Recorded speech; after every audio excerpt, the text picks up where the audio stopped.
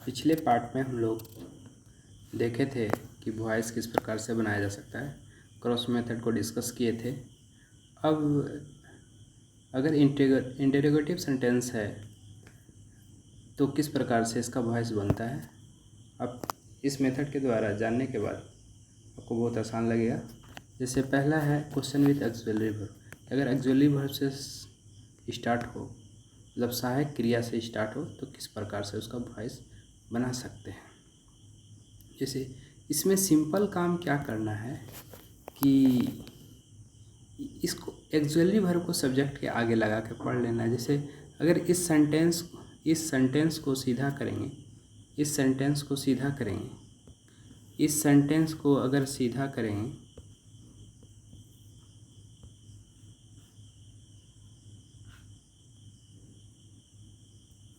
इस सेंटेंस को अगर सीधा करेंगे तो हो जाएगा the servant is cheating me, the servant is cheating me. और the servant is cheating me का हम वॉइस बनाने जानते हैं। जैसे मी को आगे लिख देंगे कि आई, और फिर आई के साथ एम आ जाएगा, फिर being cheated by the servant, by the servant.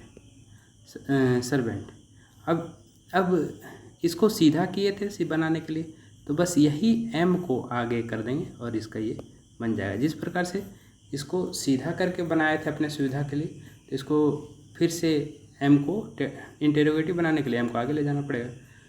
तो बस इसका यही नियम है, सबसे आसान नियम, कि आप उसको पढ़िए, सीधा समझिए कि सीधा एक क्वेश्चन है, मन में सीधा पढ़िए और लिख दीजिए उल्टा, तो हो जाएगा इंटेरोगेटिव सेंटेंस का आसान। क्योंकि हम ये पहले अगर इसको सीधा पढ़ रहे हैं तो ये सारा हम पहले मतलब पढ़ चुके हैं। जैसे यहाँ पे डू यू लाइक क्रिकेट है, ये इंटेरोगेटिव सेंटेंस। लेकिन अगर हम इसको सीधा पढ़ेंगे तो यू लाइक क्रिकेट हो जाएगा, और यू लाइक क्रिकेट का हम बना चुके हैं। जैसे cricket is liked by you, cricket is liked by you. अब इस को जो है आगे लगा देंगे, इसको अगर आगे लगा दिए तो हो गया, यही इंटेरोगेटिव सेंटेंस का बन गया। अब जैसे तीसरा क्वेश्चन है, इसको पढ़ते हैं, हैज़ ही टेकन टी की जगह ही हैज़ टेकन टी पढ़ लेते हैं। और ही हैज़ टेकन टी का हम बनाने जानते हैं पहले से हम सीख लिए। और इसका हो जाएगा it has been taken by him, it has been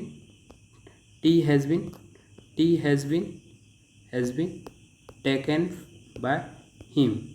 लेकिन इसको इंटेरोगेटिव है तो इसको बनाने के लिए हैज़ को आगे कर देंगे, और हैज़ अगर आगे हो गया तो ये फिर बन गया। तो बस ये इतना सिंपल तरीका है कि हम इसको सीधा कर देंगे और सीधा हमको बनाने आता है, और सीधा बनाने आता है, और सीधा बनाकर उसको बस एक्सुअली वर्ब को आगे कर देंगे। ठीक है, आगे देखते हैं। अगर इसी प्रकार और अगर डब्ल्यू एस से शुरू हो सेंटेंस, तब उसको कैसे बनाते हैं। डब्ल्यू एस से सेंटेंस शुरू हो तब उसको कैसे बनाते हैं।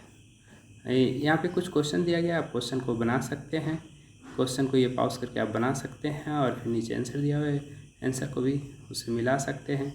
और अगर सेंटेंस शुरू हो डब्ल्यू एस से, अगर सेंटेंस शुरू हो डब्ल्यू एस से, मतलब कि जैसे हाउ हो, वेयर हो, वाई हो, अगर इस प्रकार से हो तो हम कैसे बनाएंगे। इस प्रकार से अगर सेंटेंस शुरू हो रहा है तो कैसे बनाएंगे। हाँ, लेकिन इसमें हु और व्हाट छोड़ के ये अगले पार्ट में पढ़ेंगे, हु और व्हाट वाला अगले पार्ट में पढ़ेंगे कि इसको किस प्रकार से सॉल्व करेंगे। नहीं तो अगर इस वीडियो में पढ़ लेंगे तो वो कन्फ्यूज़न बढ़ जाएगा, कन्फ्यूज़न क्रिएट करेगा, इसलिए इसको नहीं पढ़ेंगे। हु और व्हाट को छोड़ देंगे, बाकी जितना भी हु और व्हाट को छोड़कर, चाहे हाउ है, चाहे वो वेयर है, चाहे वाई है, ये सब जो है किस प्रकार से बनाएंगे इसको देखते हैं। सबसे पहला काम तो ये करेंगे कि अगर देखिए, अगर हम ये हाउ को मिटा देते हैं कुछ देर के लिए, देखिए पुराने सवाल के जैसा हो गया। और पुराने सवाल में हम क्या कर रहे थे कि ये एक्चुअली वर्ब जो है, एक्चुअली वर्ब को आगे लगा के पढ़ ले रहे थे, ही इज़ अर्निंग मनी। अभी ही इज़ अर्निंग मनी का हमको बनाने आता है कि money is being earned by him, और इज़ को आगे कर दे रहे थे। और अगर इसको मिटाए थे तो जैसे इसका हो जाएगा money is being earned by him. अब इज को यहाँ लाए थे तो इज को आगे ला देंगे इंट्रोगेटिव बनाने के लिए, और इसमें से हाउ को हम इग्नोर किए थे, लेकिन ये हाउ को यहाँ क्या लगता है जोड़ दें, हो गया, बन गया आराम से। यही करना है कि हम इस हाउ को कुछ देर के लिए भूल जाएंगे। अब देखिए ये पुराना सेंटेंस के जैसा हो गया। पुराना सेंटेंस में क्या कर रहे थे, पुराना वाक्य में क्या कर रहे थे कि इसको इज को हैज़ को सब्जेक्ट के आगे लगा के पढ़ ले रहे थे और सीधा हो जा रहा था, और सीधा हमको पहले से बनाने आता है, और पहले से जो बनाने आता है उसी के अनुसार बना के बस जिसको इधर किए उसको, जैसे इज को इधर किए तो इज को इधर कर देंगे, और इसमें ये जो है हाउ को जोड़ देंगे, बन जाएगा आराम से। उसी प्रकार से ये सारा क्वेश्चन सॉल्व कर सकते हैं, और ये ये आंसर भी मिला सकते हैं। उसी प्रकार से ये वैन वाला भी उसी प्रकार से काम करेगा कि आपको इधर के लिए भूल जाए कि वैन भी लगा हुआ है, तो वैन भी लगा हुआ है। जब भूल जाएंगे तो ये फिर देखिए पुराना सवाल हो गया। पुराना सवाल जैसे बना रहे थे, जो नियम बताएगा उसी नियम से बनाए, आराम से बन जाएगा। और फिर अंत में वैन जोड़ देना है, कुछ नहीं है इसमें। उसी प्रकार इस प्रकार आंसर भी मिला सकते हैं। अब व्हाई वाला है, सेम कंडीशन, आपको समझना ही नहीं है कि आपको ये व्हाई को इग्नोर करके चलना है, और फिर इसको पुराने नियम से बनाना है, और फिर अंतिम में व्हाई जोड़ देना है सही बना के। उसी प्रकार वेयर वाला भी बना सकते हैं। उसी प्रकार क्या कहता है, ये सारा क्वेश्चन बनाकर आंसर मिला सकते हैं। और तब तक इसको आंसर, आप क्वेश्चन को बनाइए, आंसर से मिलाइए, और आपको समझ में आएगा ही। इतना हल्का मेथड था। और तब मिलते हैं अगले वीडियो में, तब तक के लिए धन्यवाद।